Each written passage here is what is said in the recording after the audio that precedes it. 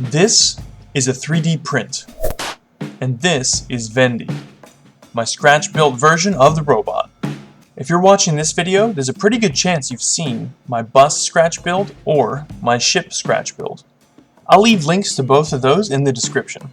Now, the first thing I want to start with is this block of wood. I'm not going to make it out of wood, but this gave me the idea of what scale or what size to make this robot in. So I started cutting out the sides of the main body from 0.5 millimeter styrene sheet, and that'll start to give me the overall dimensions. Now, you might be wondering what this robot is or where is it from, and I'll get into that later, but let's just continue on with the build for now. I'm not really concerned about making anything too exact. I am measuring, but I'm deciding what measurements to make things as I go. You can see I'm holding pieces up to other pieces. I'm holding the sheets of styrene that I've cut up to my cutting mat. And as you're watching me score and break the styrene here, you can see why I love to work with styrene so much. Scoring with a knife and bending it until it snaps gives you a perfect line. This wooden tool that I built, I saw on Cut Transform Glue. It's another YouTube channel. I thought I'd be clever and use some EVA foam instead of styrene to give it a bit of a spring, but still needs a little bit of work. So I tapered the sides of the front and the back, being sure to smooth things out with files as I went along. And I decided that I needed another layer on these body panels, so I cut some out of 1 millimeter styrene. Sharpen up a pencil here. The reason I like to layer these panels is it gives me a chance to make openings or windows or raised or recessed panels pretty easily. If you cut a hole out of one and rest it on top of another, it's a really easy way to make a recess. And right now I'm just sketching out where the screen or the window of the vending machine is going to go.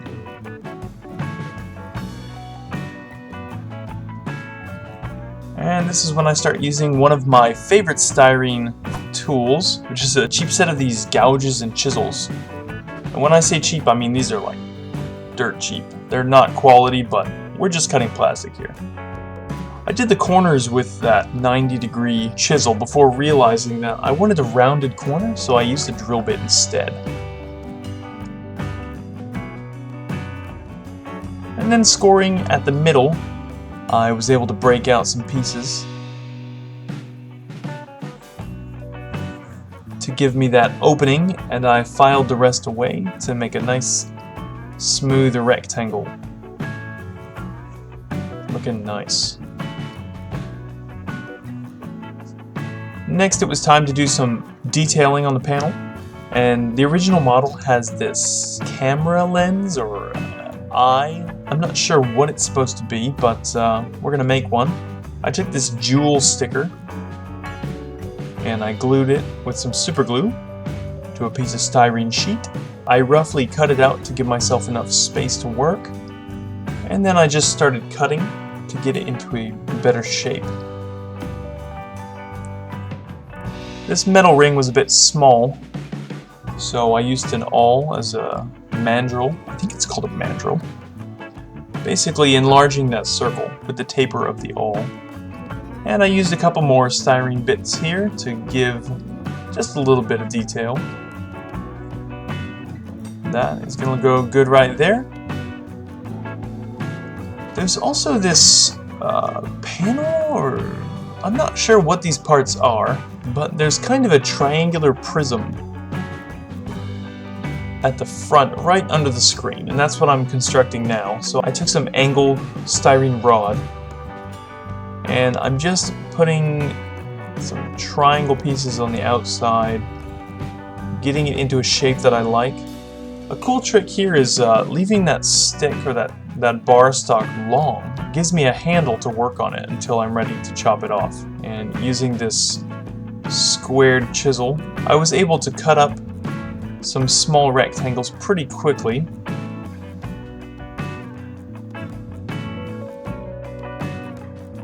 And I glued those on with some rivets.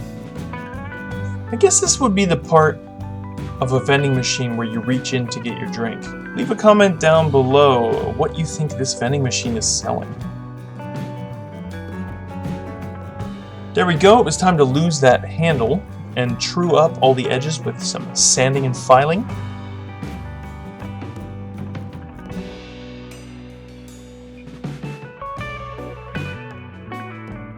I'm pretty proud of this little piece. I like how it turned out. I'm going to do more like this in the future. Every vending machine needs a little number pad so you can figure out what to type in. Do you want B6? Do you want D7? Anyway, these buttons are just 1mm square stock that I sliced with the chisel again.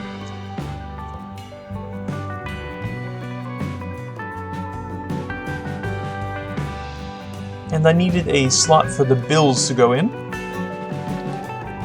I started by drilling out some holes, and then I used another chisel to square off that hole. I also need to cut a spot for the track to go underneath.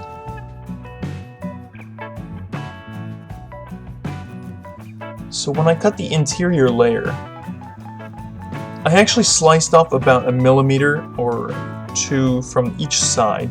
You'll see why in a little while. It helps me match up the corners. And here I'm cutting a hole out of the back for a vent.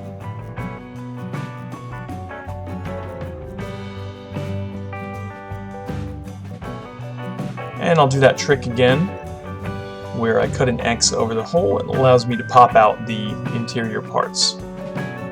Some more filing to true that up, and this satisfying bit of work with the chisel.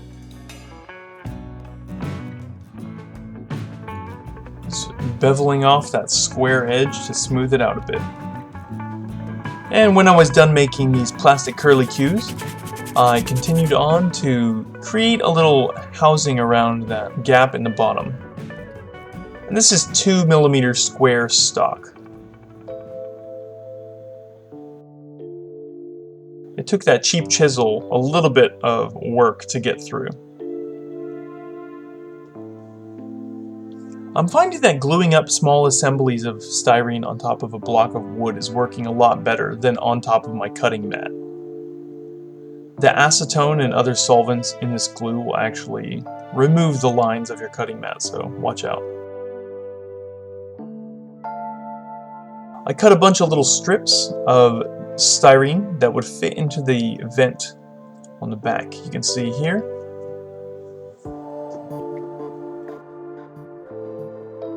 And I just kind of haphazardly stuck them in there to make sure I had enough, which of course I didn't, so I needed to cut more. And then I very painstakingly spaced them out and glued them down. And this is what we ended up with here. Next, I more clearly defined the shape of that housing going around the rear of the track.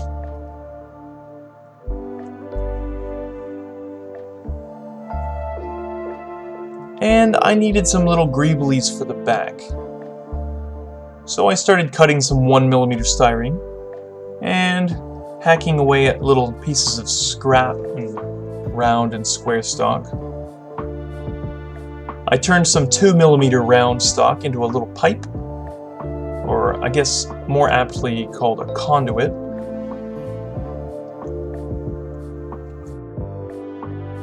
I also made this little access panel to the back with some rivets, which I actually recessed with an awl. Gave them a little bit of a chamfer with a larger drill bit.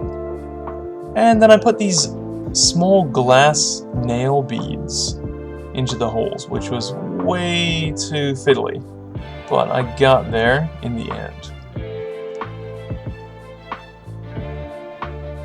I originally thought about leaving one of these out as if the rivet had fallen out, but I actually go back later and add it. Using a Q-tip to clean up excess superglue is a great trick. I gave everything a final sand before gluing these greeblies on. I will not be able to sand it when these are on there.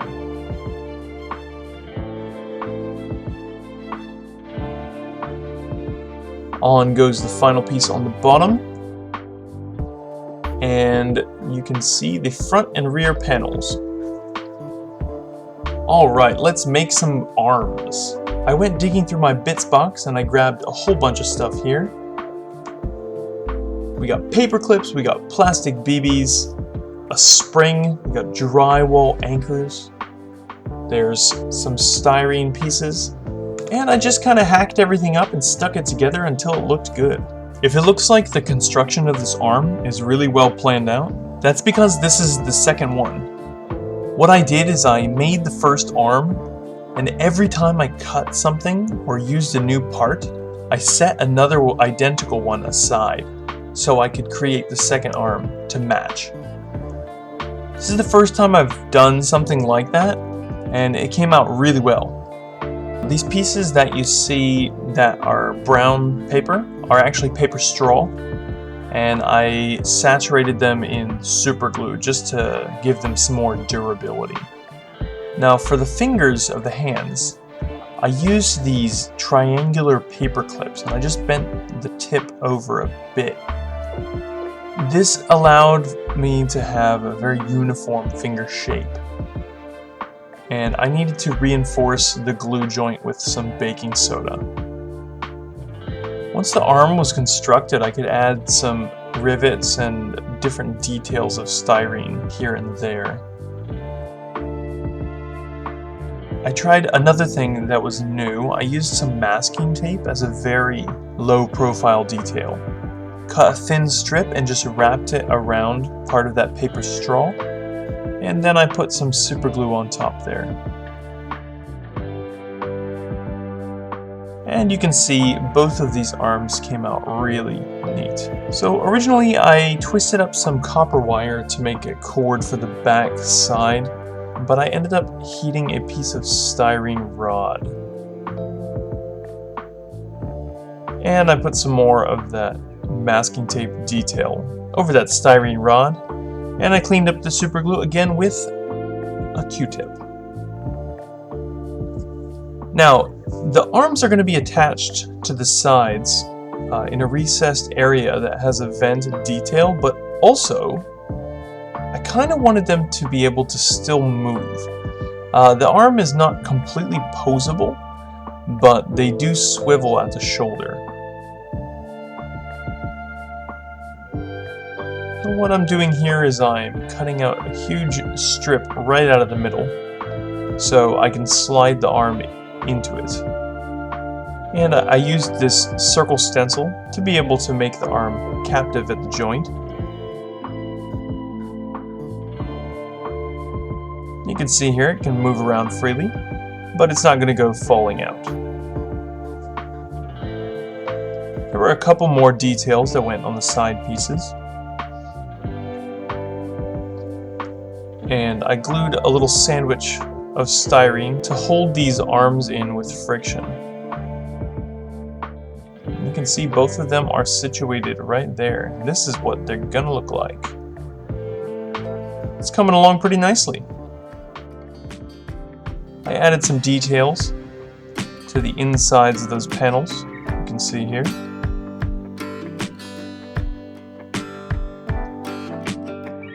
I'm starting to get the hang of this tool a little bit more.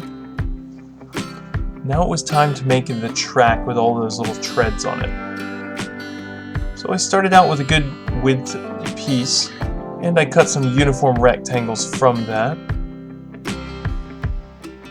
In order to get a better idea of how this track was going to come together, I flipped over some tape and I just stuck the segments on like so.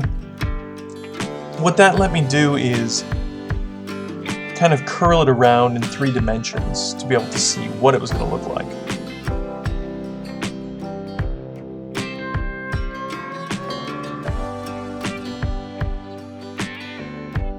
And then I put a whole ton of rivets all over this thing. There's 4 rivets to each panel and also a center rectangle. But it's looking pretty sweet. I posted on my Instagram that this looked like I was making a watch band. To give the treads some durability, I cut out some braces from 1mm styrene and glued on the segments of the tread. And I did the same for the sides of the tread that I did for the bottom, gluing it together as I went along. And I was able to get a pretty sturdy piece. The body will sit on top of there. I think the proportions are pretty good. Now this roof piece I originally made a little bit too small, so I had to add another piece underneath.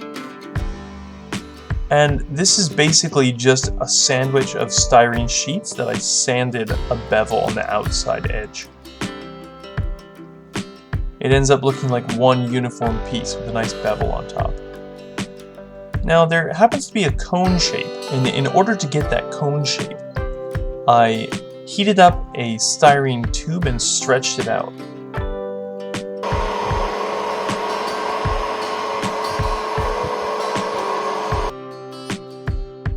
The light on the roof came together nicely, and I glued that stretched cone into position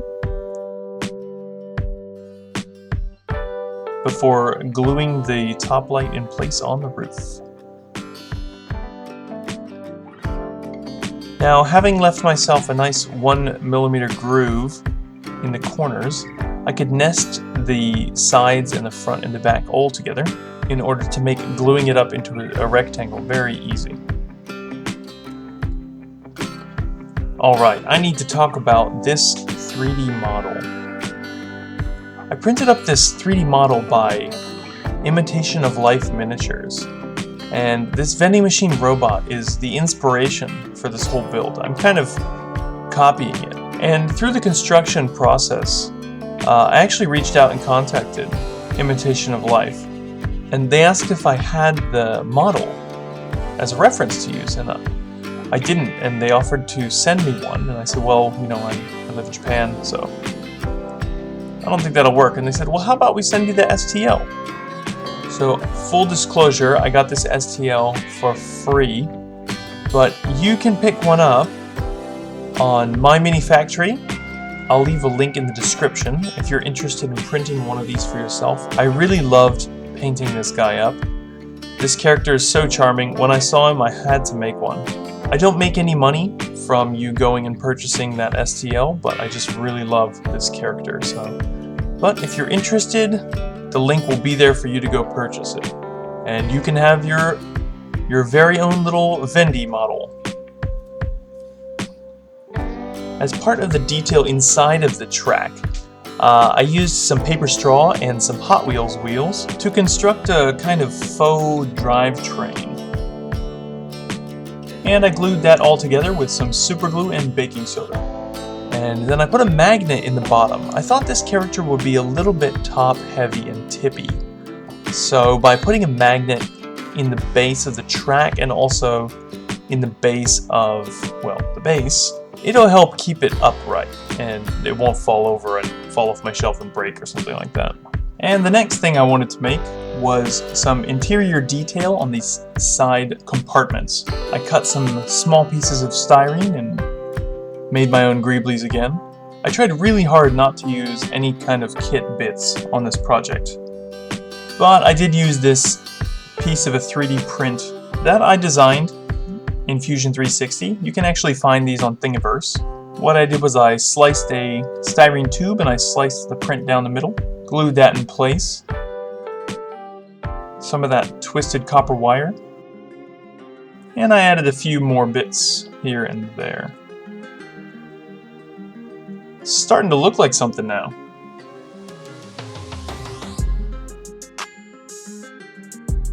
As you can see here, I added some more styrene to block out the inside. And you can start to see where I made a mistake. I can't paint the interior of the tread. You'll have to let me know if that's such a big mistake. And here we go, it's been a while, but get ready for some riveting content. Adding little rivets like this to a project really kicks it up a notch from flat styrene and makes it look like something way cooler than it is. I blocked out some shapes around the bottom of these cylinders, and this took way too long and it was really annoying. There we go. It's still modular for painting too. I'm really glad that that worked out so well. Pretty sturdy too. So I decided to keep the face or the screen there modular, and I'm going to take one and crack the top corner like it is in the 3D file, just by kind of haphazardly making some cracks and scratches. That looks alright. Here's a base that you may have seen from my mushroom diorama video. I had some extra plaster paste left over and I just kind of slapped it on some coasters. It'll work nicely for this. I recessed a magnet in the bottom. Now it's on to painting. Now that my Vendy's all primed up, it looks a lot more cohesive. I mixed up an orangish red color, and I started to completely rip off the Imitation of Life color scheme from their website. After seeing the original picture, I just couldn't think of him as any other color. For the metallic chassis parts, I'm going to use my favorite burnt iron from Mr. Color.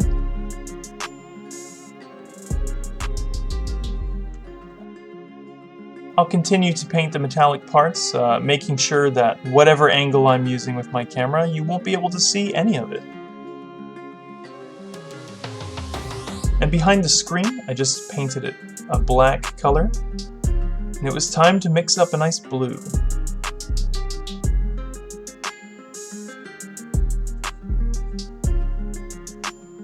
I put the same blue on the top light and that camera eye lens.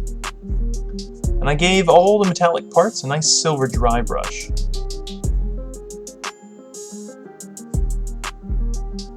That is looking a lot more fancy than we started. And fast forward a bit in time, I've put a bit of weathering on here. Just with some black wash and brown wash here and there. And now I'm going to add some Tamiya weathering powders.